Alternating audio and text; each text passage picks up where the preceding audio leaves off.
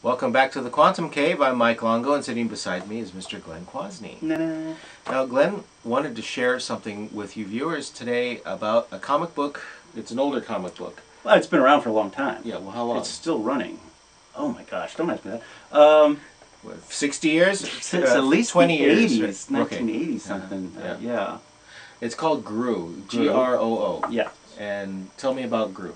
Groo is the self-published book owned by and done by Sergio Aragonés. I hope I'm pronouncing that correctly. Sergio Aragonés. He creates the whole thing. He draws it, he inks it, he colors it and everything. The only people he have collaborating with him is Mark Evanier, who writes the dialogue, fills in the balloons, mainly because he's better with English than Sergio. He doesn't speak any English, right? Or he speaks English. He's fun to listen to at conventions and stuff. But I guess he must. I don't know how well he writes it. I know that was part of it. Right. At least originally was that he brought in Mark Evanier because he writes in English very well. Right. Yeah. And then Stan Sakai does the lettering. Okay. Yeah. And it's just funny because it was an example of how my mind works. So I picked that up and I went, oh yeah, Sergio Aragonés, and I started reading it, and it's one I hadn't read yet. And then it was like, oh yeah, Mark Evanier does this, Stan Sakai does this, and I was thinking, Stan Sakai, I've always wanted to read his series, Usagi Yojimbo. It's a Ronin rabbit, because this started back when like Teenage Mutant Turtles and everything hit. Oh right, so there were turtles. So that's why he's a lot of people did dumb things like radioactive hamsters or whatever. Yeah, well I remember. I'm sorry to the people who did that, but it was a ripoff. But he did this one where it was based on actual historical Japan, and this rabbit is a Ronin warrior, and he's very good at what he does, and he's wandering the countryside, and he has all these adventures, and even though all the characters are animals, it's very realistic. I mean, it's very set in the historical time, and the costumes are correct and everything, and the weapons they use and so forth. So it's much more than what you would think it would be just thinking, oh, a rabbit, Right, it's definitely not Bugs Bunny or something like that, And I've heard so much about it, and it's gotten such great reviews and everything, and I've read little bits of it here and there, every once in a while. I don't know, I probably caught something from like, Dark Horse was always good about publishing, people's independent stuff, so maybe I read a short piece there somewhere. But it's one of those ones where it's always been in the back of my mind that I want to read it. And so just picking up the Groo book by Sergio Aragonés, the letter, Stan Sakai, reminded me of Usagi Yojimbo, which tells me, Mike, there's so much stuff still out there that I need to experience and read. And then Mark Evanier doing the dialogue, that reminded me about Comic Buyer's Guide, which is gone, which depresses me because I loved it and I miss it. And the columns that Mark Evanier did for that was one of my favorite things. I really miss reading his columns. So that brought in the Mark Evanier thing. So it's just like, it keeps going off. There's a lot of Mark Evanier stuff that I haven't read yet that I would like to read. So, there's such a wealth of stuff out there. I just grabbed, it's funny. It's like, I miss Comic Buyer's Guide so much that I still have like some of the final issues hanging around. I can't put them away. I can't get rid of them. I hold on to them. I pull them out and I read them. It's like, what a wonderful time it was. Yeah, have a look at that. You want to look at that? Yeah. Okay. Yeah, there were so many good people doing good things. And I'm sure they're all out there. They probably all have websites. They're probably all blogging or whatever. But I find all that, I don't want to date myself or anything, but I'm old enough where I find that a little overwhelming to keep up with. All that stuff. I go out and I surf the net, but it's like I get a little bit here, a little bit there. But it amazes me that people have maybe a dozen different blogs that they're following. And they actually read them every day or every week or whenever they're up, Yeah, that's a lot of time. I can't even remember, It's like, oh yeah, I wanted to, Oh, I like this. There's a comic I can get into. Dangerous Curves. with bodacious bodies, I imagine. Yeah. Yeah. I'm sorry, back to Groo. Back to Groo. And is this like, well... This is the death of Groo. But you said it's a continuing comic. But yeah, it's an ongoing, it was originally, I don't know if it still is, but it was originally published as individual, what some people might call pamphlets, but what I used to call comic books. They come out monthly or bi-monthly or whatever. In his case, whenever he had a story ready, he would publish it. Okay. And I believe it started at Pacific Comics, which was a great publisher. A lot of good stuff came out of there, like The Rocketeer, which they made a movie out of. So some good stuff came out of there, but they're not around anymore.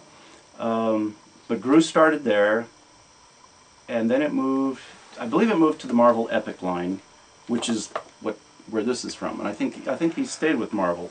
Marvel's Epic line is Marvel's way of letting independent people publish their work through Marvel. So he still owns all the rights to it, you know, but Marvel's publishing it. And it's satirical. It's very satirical, lampoonish. The artwork detail, I don't know if this comes across, but I mean, he has so much going on. There's like little things in the background, and just, I mean, his detail work is amazing. His crowd scenes and stuff.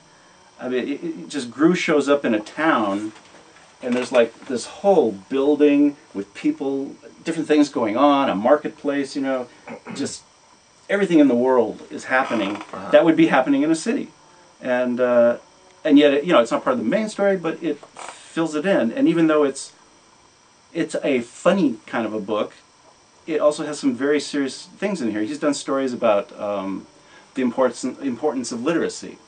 You know, through the beginning of the comic, Groo was always played as this dumb barbarian, you know, who was very good at cutting people up, but was kind of stupid, and he couldn't read. And then he did a storyline about him learning to read and how important that is and everything. So, you know, he does important issues, and he takes on politics sometimes, you know, about war, people going to war and how silly that can be, and, you know, so he does a lot of things. And I love the collections. I should grab some more, but from the beginning going forward, each collection, the title of it, it's like the first one has A, and the second one has B, and the third one has C. So it's like, I gotta do this. All right. Let me grab these. Sergio Aragonés. Yeah, go ahead and get them. Okay, here we go. See, and this is another one where I pull these books off my shelf, and I know, like, I got the first one because it's Groo the Adventurer, so there's the A. And then I must have missed B and C because they're not on my shelf. I probably read the original comics, but I didn't get the collections. And now here's the Groo Dynasty, D, and then here's Groo Expose. This was probably when I was working at a distribution house, so I got D and E, and then I missed what? F, G, H. You know, the next one I have is Life of Groo, so it's the L. And for some reason, that sort of thing, I've always loved that. You know, like in the Plum books. Oh gosh, I know her name, but I can't remember it right now. But she's written a series, and she always uses a number. You know, like the Big 10 or something like that. And then the next book will be something 11. You know, 7 come 11 or something like that. She does, for some reason, I don't know why, but those are the kind of series that just, you know, it's like, oh, I like that. You know, that's your thing. That's a thing, and you know, it may come from collecting comics. Sure. Because comics, you always had issue number 1, number 2, number 3, and it made it easy to, you know, oh, I missed issue 4, you know, because I got 5 and I don't have 4, you know. So when they do something like that, it's the same thing. That's right. You need it. You have to have that number. Yeah, I see it now. Now that I pulled these off the shelf, it's like, oh, I gotta go find B and C because I'm missing them. That's the collector mentality, you know. That's so after this interview, you're gonna get on the internet. Hunt it down. Right? I may. Yes, I may very well. So that's Groo by Sergio Aragonés. And Mark Evanier and Stan Sakai. But awesome. Yeah, and he's done other stuff too. That's really great. His stuff is always funny, and yet it's very human. You know, it's not just out there. You know, but you know, you can always see the humanity in his characters. You know, they come across as, and it's weird. So they're like little characters and stuff. But they come across as very human, very real. Well, that's part. What most people will know Sergio Aragonés for is Mad Magazine. For years, going way back, he did the little sketches in the borders, you know, of people falling off the panels and whatever. Yeah. The little teeny things. Yeah. He managed to get like a whole story around the border of the comic. Right. That was Sergio Aragonés. Well, I'm glad you brought that up because when I was looking at the art just a little while ago, the faces reminded me of what I used to see in Mad Magazine, like in the 70s. Yeah. The late 70s. I'm like, so it's a similar style. That's probably why he latched on to this guy. It's his style. It's his style, right. That was Sergio. I see. And a lot of people I know grew up with Mad Magazine, and they'll probably remember that. Right, because I didn't bring it up because I didn't want to be insulting. Well, because someone might take offense, like, Wow, comparing him to that guy from Mad Magazine. No, he was that guy from Mad Magazine. He was. Now I know. Yeah. Right. Yeah. So see, picking up that one paperback, you know, I went to Usagi Yojimbo, I went to Comic Buyer's Guide, Mark Evanier.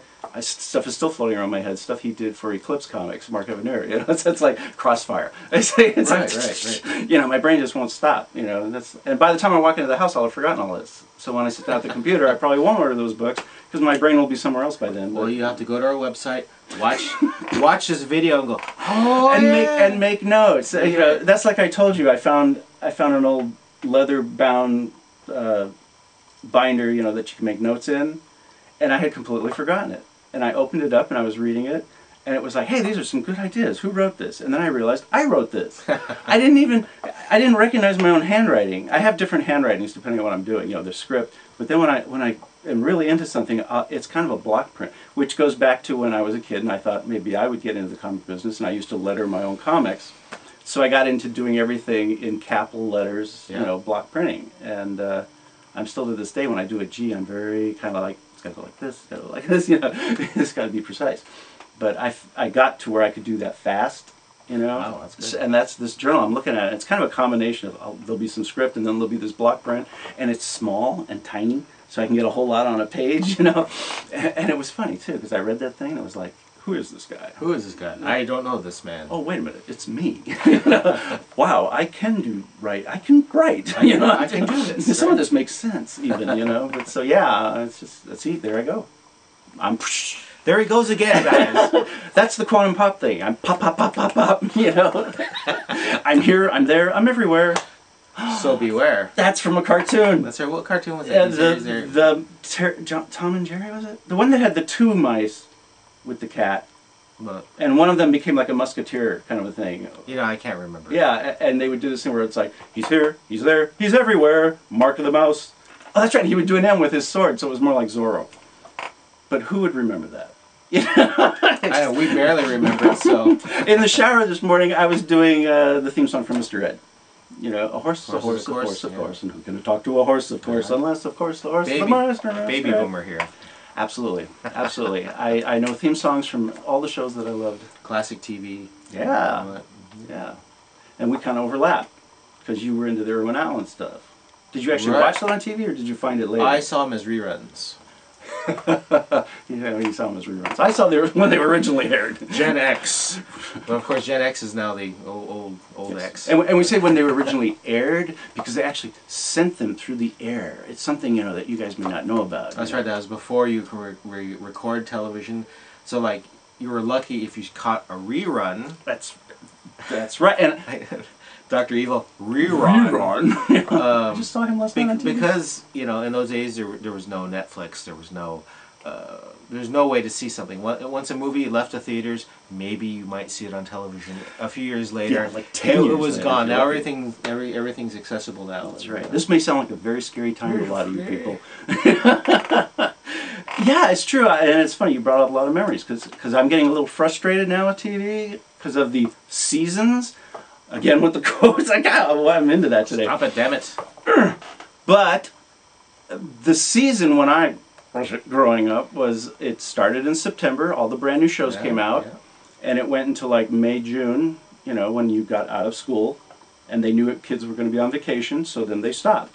And during June, July, August, it was reruns. So you had a chance of catching, you know, one of the shows you missed. Yeah, and that's the way it worked back then. But now it's like, I get so frustrated because a show will be on for like 4 weeks, and then they'll go, well, this is our season finale. And I'm like, season finale? You just came back a month ago. And then they'll be gone for 6 months. And I think they've been canceled. But then they come back for maybe 2 months. Somebody's idea of good marketing. Well, yeah, and in a way it is. Because I see some of the, and it's good for the actors. Because I see actors on 2 or 3 different shows. You know, and the only way they can do that is because the seasons are like 3 months, 3 months, 3 months. You know, so they could be on 4 shows if they wanted to work all year. You know, they could do that. But so it's great for that.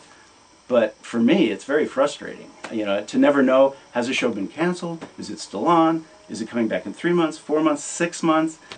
Yeah, so I miss it when shows go away. I wish shows never went away. Of course, there wouldn't be enough room for them. Well, they're all back. Nowadays, they're all on cable. Yeah. They're cable. They're everywhere now. It's the digital age. Netflix, Hulu. I haven't gotten into Hulu. I tried it, and it's like they never have the episodes I want to watch, and the shows I want to watch. So I've been trying to hunt down I think it's 7th or 8th season of Supernatural.